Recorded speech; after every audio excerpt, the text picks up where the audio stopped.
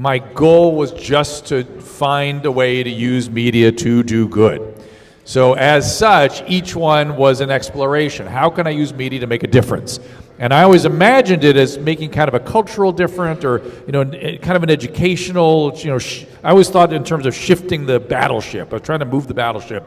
At the time, HIV and AIDS was very concerning to me. I developed a passion around drug and alcohol addiction later, and thought that was a massive problem. I'm overtaken today by homelessness and the mental health issues in our country.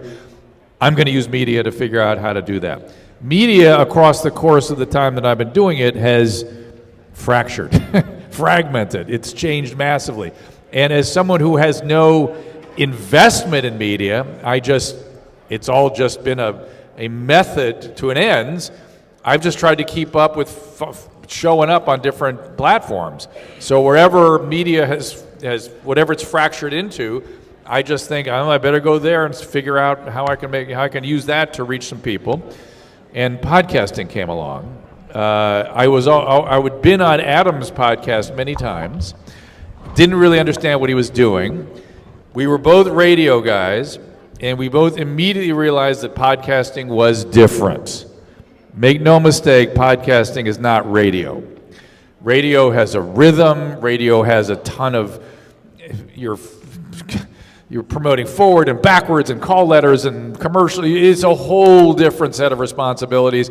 And you can speak to somebody or speak to a topic on average a minute and a half. 3 minutes, you're going rich. Podcasting was just chatting it up. It was much longer format. And I got more to say. I feel like you've got something to say too. No, I always have something to say. Continue. So Adam asked me to come join him in the podcasting, and he and I used to sit and ruminate. I remember having a long conversation with him. I was on my kids' football field. My kids were in high school playing football, and he was like, "This computer's going to be the thing in the future, and I think it's going to be like videos, or we're going to download something, or it's going to be person to person." We couldn't figure out what it was going to be. We didn't know. And then podcasting sort of evolved. We were there kind of using it and thought it'd be interesting and probably going to be something. And he convinced me to come on along. First thing I recognized when I got to podcasting, which is that the fundamental, I guess this is my sense of it. I don't know this is purely true, although I heard someone say something about storytelling, which is certainly a part of this, but it's more painting pictures. Your audience has to want to hang out with you, bottom line. This is a hang. This is somebody who's going to spend time with you. I mean, think about Joe Rogan's podcast. It's 3 hours. And sometimes in a topic that you would imagine would be insufferable, and yet you hang out because you've got a relationship with Joe, and it goes on, and something interesting and fun happens. So it is a profound relationship between the podcaster and the individual listener. No rhythm, I mean, there are rhythms. You have to be careful. You don't want to bore people. But they are with you because they want to be there with you. And your job is to expand on that. Why are they hanging with me? Well, they must be interested in the same thing I'm interested in. So let's explore those kinds of things. That's just the basis of how I look at it. Is that close? Yeah, sure.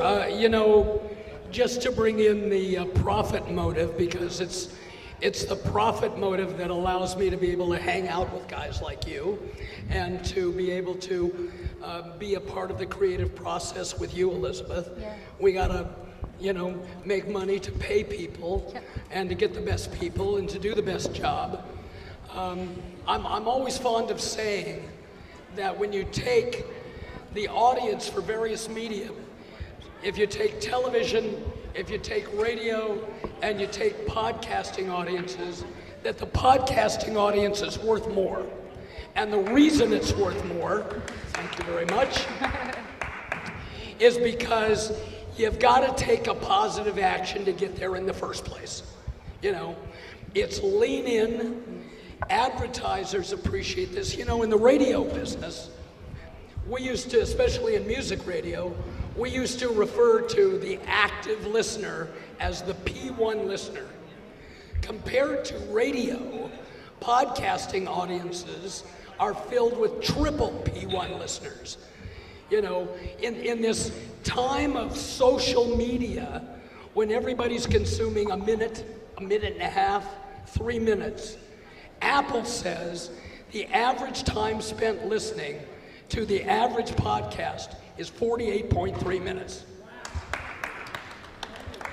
There's a lot, that's including podcasts that aren't even that long. Thank you, Joe Rogan and Adam Carolla. Yeah, You know, yeah, that's right. For 20, what does Adam do now? 15 hours of original programming Yeah, a week. every week. Plus, is that including my thing with him? It's just on his own. Yes, it yeah. does. It does. So I will, as long as you know, I'll send you some pearls. I've heard you say that many times. You said that to me years ago. It's your P1 audience. It's your P1 audience. It's people that are dedicated to you as a brand, as a topic, as someone they want to have a relationship with. However you think about that, or whatever it is you're offering them, that's what that is. There's a strange, though, phenomenon in terms of developing podcasting, and you may or may not agree with me on this. There seems to be a zero relationship between promotion on radio and sending people to a podcast. Absolutely true. I mean, Zero. The research shows. It may change because there's more radio companies getting into it. But the radio audience and the podcast audience are not the same audience. So if you think you're going to promote your podcast on the radio, stop now.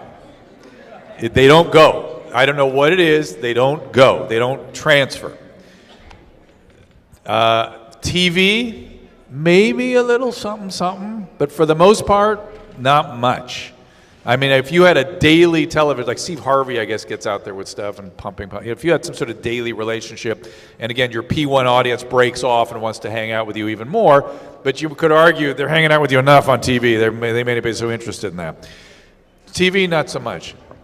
Other podcasts. That's how you build a podcast. Agreed? Absolutely.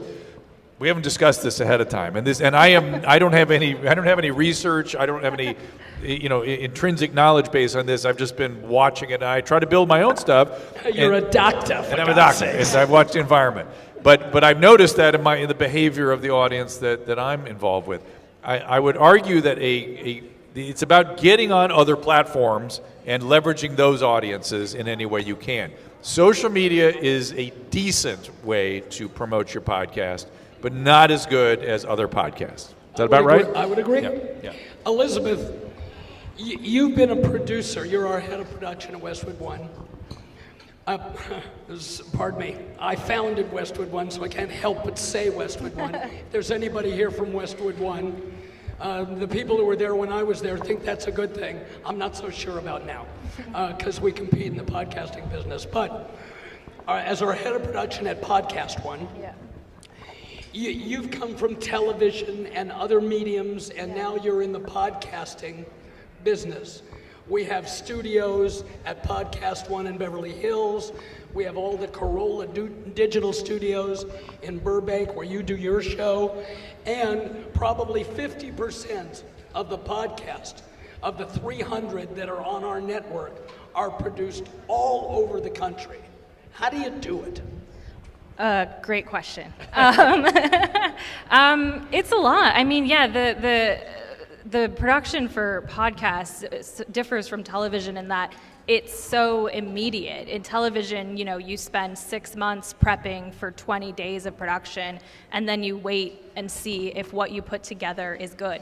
And you hope it works, but it could be months before you find out. So what I love about the podcast production is the immediacy and how connected you are to your audience and getting feedback right away. And managing the shows we have, there's so many, but we have a really great production team who, we have producers who focus on all of our shows. We're in constant contact with all of our shows who work across the country, and Norm has built amazing relationships with, so many radio stations. Studios are available to us when we need them, which is a huge asset and speaks to sort of the relationships that Norm has formed.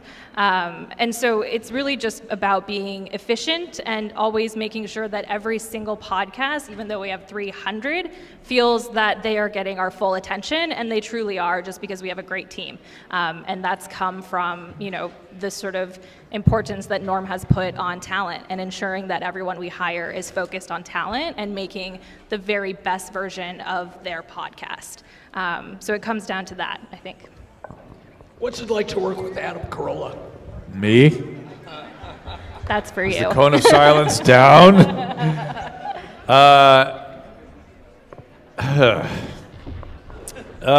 Be honest. I'm going to.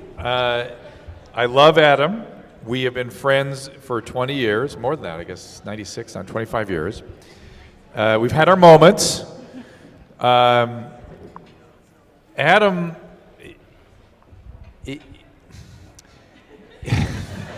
If Adam was sitting here, he'd be very nervous right now. no, are you kidding me? That's the point. He doesn't have a pulse. He doesn't get nervous. He doesn't have anything like that, and that can be frustrating.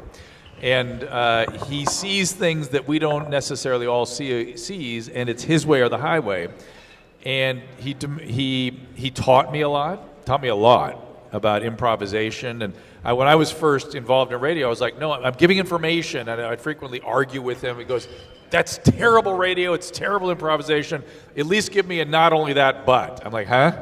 Why is that important? It's like, so he really coached me up on how to make something a little flow better and be more entertaining. Rhythmically, I never paid attention to that. He made me pay attention to that. So he taught me a ton. I'm indebted to him for a lot in terms of understanding radio, because I wasn't paying attention. I was paying attention to the information, and how you deliver it is important. It's really important. You don't have the listeners, you don't have their ears, you don't have their attention, they're not going to hear anything. But he has trouble seeing alternative points of view, let's say. And I love that about him, and I hate that about him. And he is the funniest person I've ever met. He's actually harmed me with his humor by making me laugh so hard I go to the ground. He's like relentless with it till he destroys you. I'm not kidding. And Does he get you to places where it's inappropriate for a certified all the physician time. to laugh? Not so much. Oh yes. Not so much. He doesn't do that anymore. I actually asked him about that the other day. Why not so much anymore? He goes, well, I got kids. They're 10, 11 now. They're starting to listen. I thought, oh. So when I was saying that, it didn't matter. Now it matters. Okay. All right. Got it. My kids were 10. Didn't matter. What's that? I don't know about that. But he's taught me a lot. And I'm indebted to him for a lot. In all seriousness, even though he can be very difficult to deal with, very frustrating, he demands my full attention. If my eyes aren't locked with him the whole time we're podcasting, he's furious. Or if I interrupt a joke that I don't understand is about to be a joke because there's something important I want to say. It's interesting because to listen to, we have 300 podcasts. We cross-promote across all of our podcasts because I totally agree with you. Podcast listeners like podcasts, and they like to know what's new and what's coming. Discovery is one of the biggest problems in podcasting, because if you go to Apple, for God's sakes, what are there, 700,000 podcasts on Apple? But that's why we like to create a smaller podcast platform that has pretty much nothing but successful podcasts. But in talking to Adam and doing cross-promotion, I got this from Steve Austin, who does a podcast for us. I got this from Shaq, who does a podcast for us, who guested on Adam's show. And they said, well, they really didn't interview us all that much.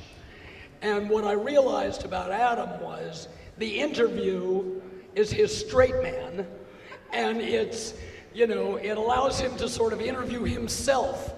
Now, I'm not going to argue with that because the guy, as I said, according to the Guinness Book of Records, is the most downloaded podcaster in history.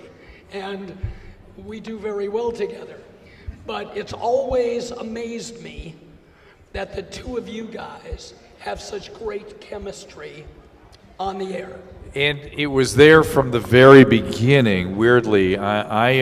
He will never give me credit for this, but what happened was, the way I met him, I don't know if you know this story. May not. He was doing Mr. Burcham on the morning show on K-Rock. The woodshop instructor that had a Vietnam vet, had a little difficulty with putting his hands on the middle school age girls. That was his character he played on the morning show. I thought it was hysterical. They gave him a shift on Saturday, and I used to time my nursing home round so I could be in the car during his break so I could hear what he was doing. And I asked to have him brought up and be a guest on our show, and he did it as Mr. Burcham. Now, that was as a guest on Loveline when Ricky Rackman was the co-host. You're dating yourself. Yeah. So Ricky, some television producers showed up. They wanted to make a TV show. I didn't know what the hell that meant. I said, sure. Ricky wanted more money. They said, there is no more money. Go take a hike. And then everyone came to me and went, who should do it? And I'm like, this isn't my thing. I don't know what you're talking about. I was always just given the host, and I just dealt with them. But I could tell you the spot. I was running one afternoon, and I thought, God, that guy that does Burcham, I bet he's got the skill set that could do this. So they screen tested us. It worked. We literally spent about 10 minutes together on a screen test. Of course, Mark DiCarlo and many other people were in that same afternoon. They picked Adam. They put us that was like on a Wednesday. On Saturday, they put us in a makeup booth, and they said, work out your relationship. We're going to start filming in 2 hours. And that was it. And I will never forget, we filmed for like 11 hours that day. This was the pilot for Loveline for MTV in 1996, which at that point was a Fox project that had been cleared as a late night show on Fox. This is all weird television history. Got canceled because Brandon Tartikoff's company, New World, got bought by Fox, and they canceled all new programming. Nothing's changed. Isn't that crazy?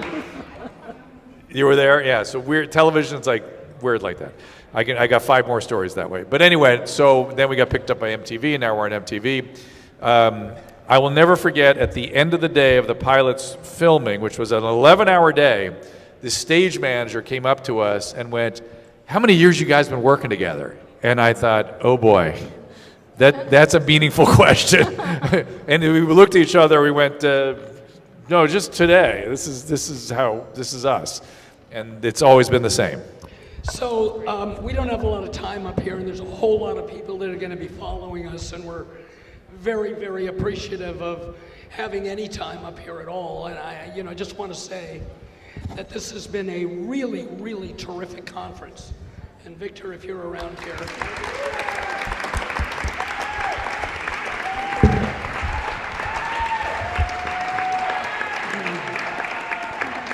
You can count on us for anything that you do going forward, because this has been just a great group. I'm going to ask one question of Elizabeth, and then, I don't know, do we have time, like 5 minutes for questions, or should we get out of here?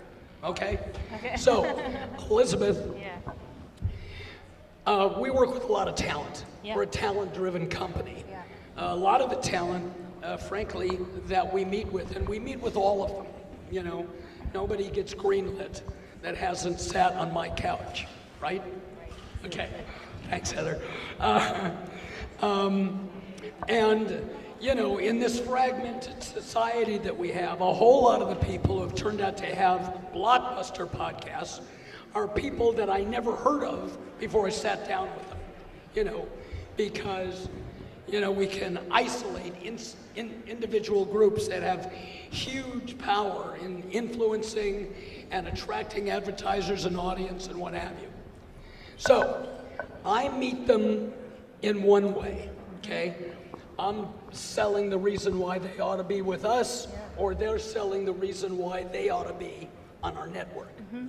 When you meet them, it's all about producing the show. Yeah. What do you have to think of as the producer of the show when you're dealing with talent, many of whom are not as easy to get along with as Dr. Drupinski? Yeah, great question. it sort of came to my mind. I was thinking of it as you guys were talking about working with Adam, and I think the biggest thing I want to know from talent is, are they willing to put in the work?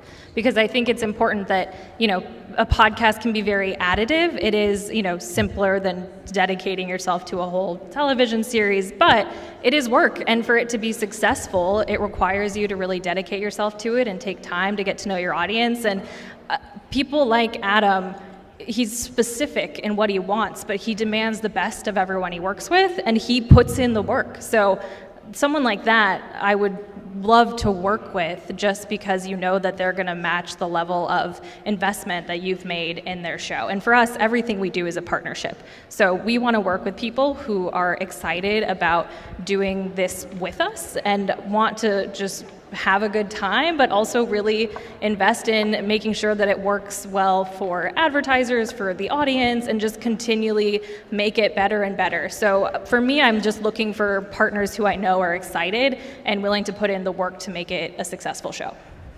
So we have time for a couple of questions. If there's anybody who would like to, Drew has simply picked out the first question. The hand went up. Yeah. There you go. Yes, sir.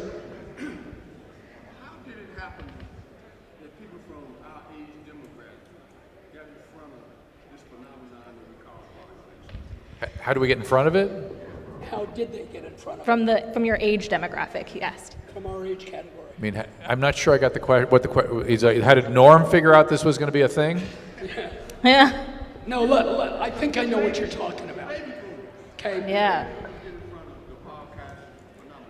When we started in podcasting, when Podcast One started, it was 7 years ago, and there'd been a lot of podcasters there before us. We weren't breaking any new ground.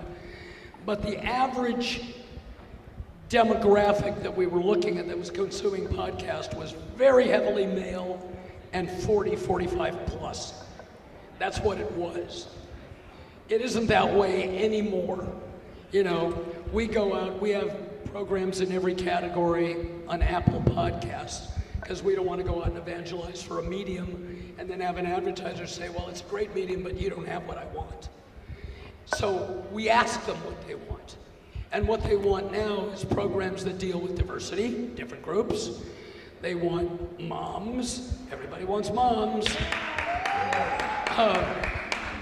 They want mothers. They want self-help. They want technology. They want everything. And consequently, Single women. Well, everybody wants single women. But you have your own podcast, don't you? Yes. Anyway, so the average age has really come down and is more represented. But in terms of how do guys your age or my age or his age take advantage of this medium, we were the first ones who took advantage of it. It's really true. Yeah. Yeah. So, look, we're getting the hook. We're getting the hooks. We're giving the wrap up. I don't know. So I want to thank my good friend and a guy who I respect tremendously, Drew Pinsky. Thank you, Norm. Back at you. Elizabeth, you're doing a great job. Thank you. Thank you. Thank you all. Appreciate it. Thanks, everyone.